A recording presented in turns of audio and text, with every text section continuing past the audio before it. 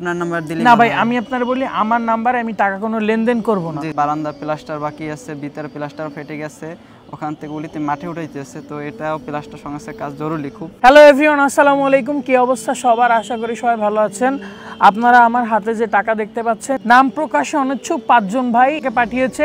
এই পুরো টাকাটা খরচ হচ্ছে মসজিদের উন্নয়নের ক্ষেত্রে। উন্নয়ন বলতে হচ্ছে একটা মসজিদ মোটামুটি বেশ ভালোই আছে, কিন্তু মসজিদের প্লাস্টার ভেঙে গিয়েছে এবং উপরের যে টিনের যে ছাউনি, মানে টিন ফুটো হয়ে গেছে নাকি? টিন ফুটো হয়ে গেছে। তো ভাই এই হচ্ছে আপনার টাকা, এটা ধরেন একটু। এখন টাকা তো আপনি বুঝে পেলেন, টাকাটা একটু গোনা দেন ভাই, টাকাটা একটু গোনা দেন ভাই, একটু টাকাটা গুনুক। এফাকে হচ্ছে আমি কথা বলে নেই। শেকেরহাট ইউনিয়ন শেওতা নূর জামে মসজিদ, এই পুরো টাকাটা খরচ হবে এই মসজিদের উন্নয়নের ক্ষেত্রে। এবং আমি যতদূর শুনেছি এই মসজিদের নেট চাল ফুকো হয়ে গিয়েছে, ভিতরের যে প্লাস্টারও ভাঙছে হালকা পাতলা। তো এই পুরো টাকাটা খরচ হচ্ছে এই মসজিদের পুরো মেরামতের কাছে। তো ভাই আপনি যদি কিছু বলতে চান একটু বলেন। জি, এখনো মসজিদের অনেক কাজ বাকি আছে, বারান্দা প্লাস্টার বাকি আছে, ভিতরে প্লাস্টার ফেটে গেছে, ওখান থেকে উলিতে মাঠে উঠাইতেছে, তো এটাও প্লাস্টার সংস্থার কাজ জরুরি খুব।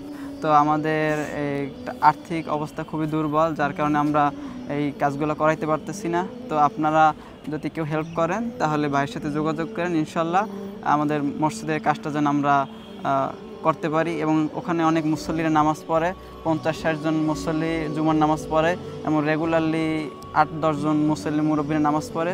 তো এই বৃষ্টির কারণে পানি পড়ে চাল থেকে, এই জন্য নামাজ পড়তে পারে না, কষ্ট হয়। এই জন্য আমরা চেষ্টা করতেছি মসজিদটা যেন উন্নয়ন করতে পারি এবং সুন্দর মতো গুছের সুন্দর পরিপাটি করে যেন নামাজ এর মতো পড়তে পারি। সেই জন্য সবাই দোয়া করবেন এবং মসজিদের দিক খেয়াল রাখবেন।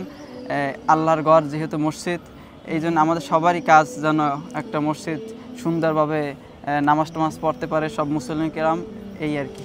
ভাই তাহলে টাকা তো আপনি বুঝে পেলেন। আচ্ছা, আপনাদের মসজিদের এই যে বাকি কাজগুলো করতে আরো কি টাকা তো মনে হয় দরকার? আরো অনেক টাকা প্রয়োজন। মোটামুটি কত টাকার মতো আপনাদের দরকার ভাই? এখনো 60-70 হাজার টাকার মতো। 60-70 হাজার টাকা। তাইলে আমরা আপনাদেরকে 25,000 টাকার মতো দিলাম, এবং টাকা তো আপনি বুঝে পেয়েছেন। এখন যদি আরো কেউ টাকা দিতে চায় তাহলে এটা আসলে কার নাম্বারে দিবে ভাই? আপনার নাম্বার দিলে না ভাই, আমি আপনার বলি আমার নাম্বারে আমি টাকা কোনো লেনদেন করব না। এখন এই ক্ষেত্রে আপনি যদি দায়িত্ব নিতে পারেন তাইলে আপনার বিকাশ নাম্বার আমি ইনক্লুড করে দেব ভিডিওতে, তাইলে আপনার বিকাশ নাম্বারে ডাইরেক্ট টাকা যাবে। জি ইনশাআল্লাহ। আপনি তাহলে দায়িত্ব নিচ্ছেন, তাহলে আপনার বিকাশ নাম্বারটা বলে দেন, আমি স্ক্রিনে উঠাই দেব। জি, আমার বিকাশ নাম্বার হচ্ছে 016-012-59059।